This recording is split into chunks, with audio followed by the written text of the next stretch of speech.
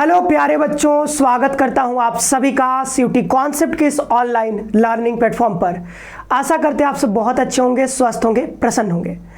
तो स्टूडेंट्स, आज के सेशन में हम लोग कुछ ऐसे कॉमन मिस्टेक्स के बारे में बात करने वाले हैं जिनको अपनी प्रिपरेशन के दौरान या फिर फॉर्म भरते समय आपको अवॉइड करना चाहिए। अगर आप इन मिस्टेक्स को करते हो तो चाहे आप 800 में से 799 नंबर लेकर के आओ, फिर भी हो सकता है आपको अपनी ड्रीम यूनिवर्सिटी में एडमिशन ना मिले। तो ये वीडियो आपके लिए बहुत इंपॉर्टेंट है। अगर आप चैनल पे नए हो तो चैनल को सब्सक्राइब करके और बेल आइकन भी प्रेस कर लीजिएगा। साथ ही साथ अपने दोस्तों को भी इसको जरूर शेयर करिएगा, क्योंकि ये मिस्टेक्स अगर आप कर दोगे तो चाहे आप चाहे आपके दोस्त बहुत ज़्यादा अंक लेकर के आओगे, फिर भी आप अपने ड्रीम यूनिवर्सिटी में नहीं पढ़ पाओगे।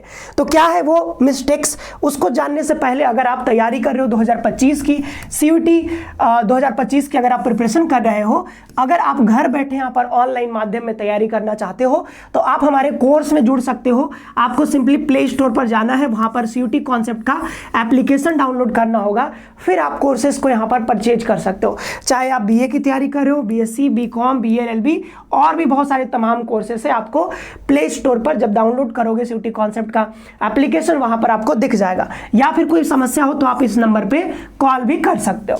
आइए आगे बढ़ते हैं, यहाँ पर बताते हैं आपको कौन कौन से वो जो है कुछ मिस्टेक्स हैं जिनको आपको अवॉइड करना है। पहला है यहाँ पर प्रोग्राम स्पेसिफिक एलिजिबिलिटी। ठीक है, अब ये क्या कहना चाह रहे हैं, यहाँ पर ये कहना चाह रहा है कि बच्चों देखो, किसी भी यूनिवर्सिटी में जब आप अप्लाई करने जाते हो, जब आप फॉर्म भरते हो तो सिलेक्ट करना होता है आपको कि कौन कौन सी यूनिवर्सिटी में आप अप्लाई करना चाह रहे हो। ठीक है, तो इस बात का ध्यान रखना कि हर यूनिवर्सिटी के अपने अलग अलग कोर्सेज का एक एलिजिबिलिटी क्राइटेरिया होता है, एक प्रोग्राम स्पेसिफिक एलिजिबिलिटी होता है। जैसे मैं बात करूं, अगर आप बीएचयू से अगर आप बीए करना चाहते हो, ठीक है, बीएचयू से अगर आप बीए करना चाहते हो तो बीएचयू ने कहा है कि भाई हमारा एक क्राइटेरिया है, हमारा एक एलिजिबिलिटी है। अगर आप बीए कोर्स में आना चाहते हो तो इसके लिए इस एलिजिबिलिटी को आपको फुलफिल करना होगा। तो इसके लिए करना क्या होगा कि सीयूईटी में आपको जनरल टेस्ट और एक लैंग्वेज, और लैंग्वेज कौन सा होगा, हिंदी हो सकता है या फिर इंग्लिश हो सकता है। ठीक है, तो इन दोनों में से हिंदी या इंग्लिश, इन्हें में से एक लैंग्वेज और जीटी आपको लेना होगा। अगर आप लैंग्वेज और जीटी लेते हो तभी हम आपको इस कोर्स में एडमिशन देंगे। अब अगर कोई बच्चा मान लो कि लैंग्वेज लेता नहीं है, ठीक है, और उसने मान लो डोमेन ले लिया, मान लो जियोग्राफी ले लिया है, हिस्ट्री ले लिया है, पॉलिटी ले लिया है, इसने लैंग्वेज नहीं लिया है, तो अगर आप लैंग्वेज नहीं लेते हो तो भले आप जीटी में और अपने डोमेन सब्जेक्ट में बहुत अच्छे नंबर लेकर के आए हो, 200 में से 200 नंबर लेकर के आए हो, फिर भी आपको बीए कोर्स में एडमिशन नहीं मिलेगा। क्योंकि बीए कोर्स का एलिजिबिलिटी क्राइटेरिया यहाँ पर बना हुआ है कि आपको जीटी और एक लैंग्वेज लेना होगा, और किसमें, हिंदी या फिर इंग्लिश में से कोई एक यहाँ पे लेना होगा। दोनों ले लेते हो तब भी कोई दिक्कत नहीं है, जिसमें ज्यादा अंक आपके आएंगे उसको कंसीडर किया जाएगा।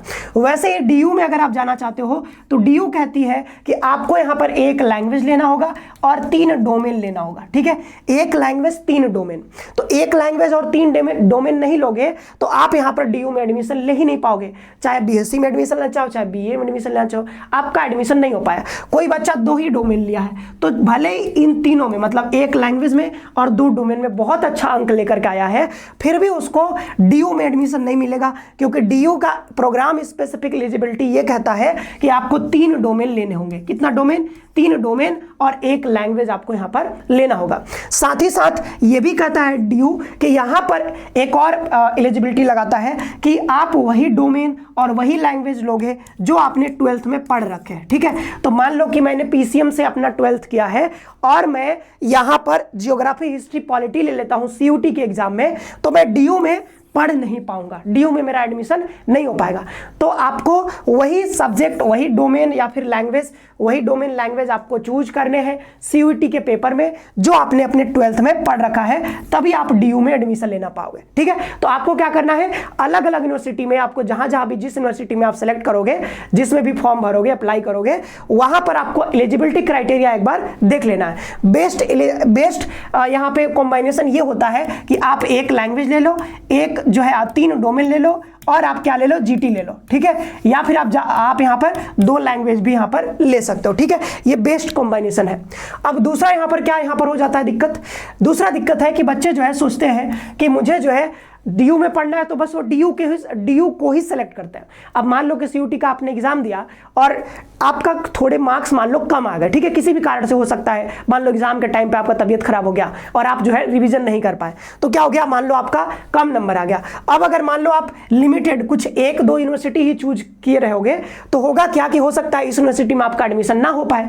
तो इसलिए आपको एडवाइस किया जाता है कि आप मैक्सिमम यूनिवर्सिटी, क्योंकि यूनिवर्सिटी सेलेक्ट करने के लिए आपको अलग से पैसा नहीं लगता है, तो जितना ज्यादा आप यूनिवर्सिटी सेलेक्ट कर सकते हो और कोर्सेज को सेलेक्ट कर सकते हो, आप ज्यादा से ज्यादा करना, ताकि इससे आपका एडमिशन के चांसेस आपके इंक्रीज हो जाएंगे। ठीक है, यहां पर एक लैंग्वेज यहां पे कम से कम जरूर लेना, अगर 2 ले लेते हो तो ठीक है, कोई बात नहीं है, लेकिन कम से कम एक लैंग्वेज जरूर लेना है और कोशिश करना वही लैंग्वेज लेना है जो आपने 12th में पढ़ रखे हैं, क्योंकि DU का क्राइटेरिया है और मैक्सिमम बच्चे DU के लिए तो टारगेट करते ही है। ठीक है, और साथ ही साथ दिल्ली यूनिवर्सिटी का, जैसा कि हमने बताया, दिल्ली यूनिवर्सिटी का एक और क्राइटेरिया है कि क्लास 12th में जो आपने पढ़ रखे हैं, जैसे आपने PCM पढ़ रखा है तो ध्यान रखना PCM ही आपको यहाँ पर CUET में आपको ऑप्ट करना है। ठीक है, एज अ टेस्ट पेपर, ठीक है, वही टेस्ट पेपर आपको ऑप्ट करना है यहाँ पे जिसमें आपने पढ़ाई कर रखा है 12th का। लैंग्वेज के साथ भी यही है। ठीक है, अब आगे बढ़ते हैं, एक और इंपॉर्टेंट चीज, ठीक है, हम अपनी तैयारी के दौरान एक बहुत बड़ी मिस्टेक ये करते हैं कि हम तैयारी में सीधा कूद जाते हैं। ठीक है,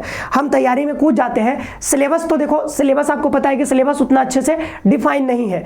मतलब अगर आप GT का सिलेबस देखो तो उन्होंने कह दिया कि भाई 2-4 टॉपिक बता दिए हैं, उसके अंदर क्या पूछेंगे वो उन्होंने कुछ नहीं बताया NTA ने। ठीक है, तो अब आपको क्या करना होगा कि यहाँ पर क्या करना होगा कि आपको अच्छे से पूरा जो PYQ है 2022 का जो आया होगा, 2023 में अलग अलग शिफ्ट में हुआ, 2024 में जो है पेपर हुआ, इन सारे पेपर्स को एक बार आपको एनालाइज करना चाहिए। तैयारी में कूदने से पहले आपको एक बार इनका एनालिसिस जरूर कर लेना चाहिए अच्छे से।